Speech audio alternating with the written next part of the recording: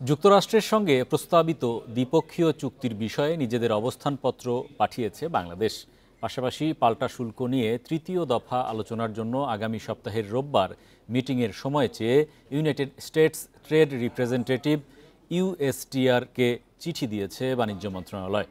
যুক্তরাষ্ট্রের কাছ থেকে সময় পেলে সে অনুযায়ী চূড়ান্ত আলোচনা করতে রওনা দেবেন বাণিজ্য উপদেষ্টা শেখ বশির উদ্দিনের নেতৃত্বে বাংলাদেশ প্রতিনিধি দল। মন্ত্রণালয়ের কর্মকর্তারা জানান, ইউএসটিআর-এর সঙ্গে আলোচ্য বিষয়ের মধ্যে শুল্ক, শ্রম অধিকার, পরিবেশ, অশুল্ক বিষয়, নিরাপত্তা ইত্যাদি থাকতে পারে।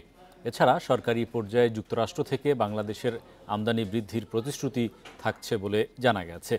এতে যুক্তরাষ্ট্রের বাণিজ্য ঘাটতি কমে আসতে পারে। এদিকে কিছু জটিলতা থাকায় শুল্ক কমানো নিয়ে আলোচনার জন্য লবিস্ট নিয়োগের সম্ভাবনা কম বলে জানিয়েছেন ব্যবসায়ী নেতারা।